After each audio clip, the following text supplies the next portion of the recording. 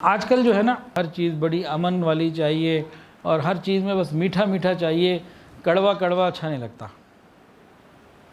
دونوں باتیں ہوتی ہیں۔ نبی علیہ السلام بشیرا و نذیرا، بشارت والے بھی اور ڈرانے والے بھی۔ جہاں محبت کی بات ہوتی ہے وہاں کچھ اور معاملے بھی آتے ہیں۔ اس چیز کو بعض لوگ آج کل کی دنیا میں ایکسیپٹ نہیں کرتے۔ میں کہتے جی اس سے خدا نخواستہ ان کے زعم کے مطابق ماحول خراب ہوتا ہے۔ یہ ماحول خراب کرنے کے لیے نہیں ہے، یہ ماحول کو صحیح رکھنے کے لیے ہے، اور نبی علیہ السلام اور صحابہ سے ثابت ہے۔ جس کو اللہ اور اس کے رسول کے ساتھ بغض ہو اس سے پھر ہمیں بھی بغض رکھنا ہے۔ نبی علیہ السلام کے دشمن کے ساتھ ہمیں بغض نہ ہو، یہ تو پھر محبت میں ہم کھوٹے۔ جب جس سے محبت ہوتی ہے نا، تو جس کو محبوب سے محبت ہوتی ہے اس سے دوستی اور محبت کا تعلق ہوتا ہے، اور جو محبوب کا دشمن ہوتا ہے اس سے تو دوستی نہیں ہو سکتی۔ دوست کا دوست دوست ہوتا ہے، دوست کا دشمن دوست نہیں ہو سکتا۔ یہ دنیا کا اصول ہی نہیں ہے۔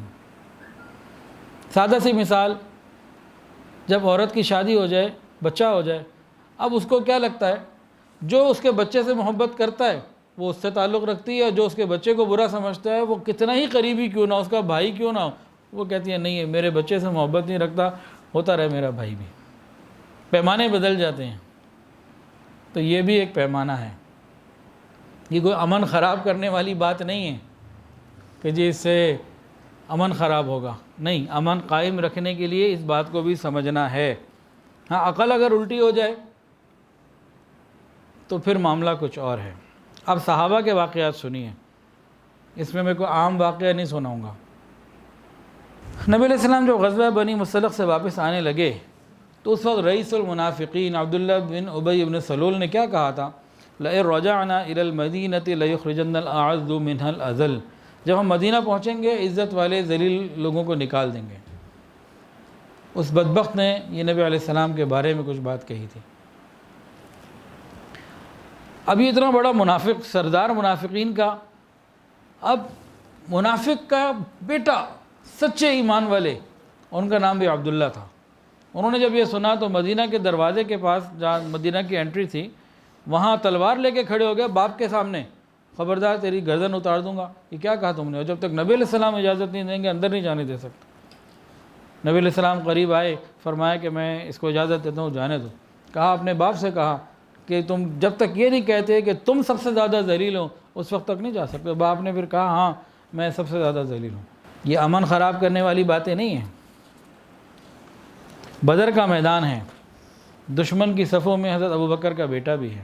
جب وہ بیٹے عبد الرحمن بعد میں مسلمان ہوئے تو باپ بیٹوں میں بات ہوئی، بیٹے نے کہا ابا بدر میں آپ سامنے آ گئے تھے، تلوار کی زد میں تھے، آپ کو نہیں پتہ لگا تھا لیکن آپ تلوار کی زد میں تھے، باپ سمجھ کے چھوڑ دیا۔ فرمایا بیٹا تو میری زد میں آ جاتا، بیٹا سمجھ کے نہ چھوڑتا، تو نبی کے دشمن کے روپ میں آیا تھا۔ بدر کے میدان میں حضرت ابو عبیدہ ابن جراح رضی اللہ عنہ کے والد سامنے آ گئے، لڑائی ہوئی، بیٹے نے باپ کی گردن اتار دی کہ دشمن کے روپ میں تھا، نبی کے دشمن کے روپ میں۔ سگے بیٹے نے سگے باپ کی گردن اتاری۔ حضرت عمر فاروق رضی اللہ عنہ کے خالو عاص ابن ہشام سامنے آ گئے بدر میں۔ عاص نے دیکھا، کہا عمر تو میرا بھتیجا ہے؟ کہا نہیں، یہاں رشتہ داری نہیں ہے، یہاں وہ والی رشتہ داری نہیں ہے، یہاں نبی والی رشتہ داری ہے، میں تو لڑنے کے لیے تیار ہوں۔ حضرت ابو حذیفہ رضی اللہ عنہ کے والد عتبہ بن ربیعہ یہ جب مقابلے کے لیے آئے تو بیٹا سامنے آئے، وہ ہٹ گیا، یہ آ گئے تھے۔ معصب ابن عمیر رضی اللہ تعالی عنہ نے اپنے سگے بھائی کو میدان بدر میں قتل کر دیا کہ نبی کے دشمن کے روپ میں آیا تھا۔ چلیں یہ تو جنگ کے واقعات تھے، اب امن کا بھی کوئی سن لیجئے کہ جی جنگ میں تو بہت کچھ ہوتا ہے، تو امن میں بھی کچھ ہوتا ہے بھائی، ذرا غور کیجئے۔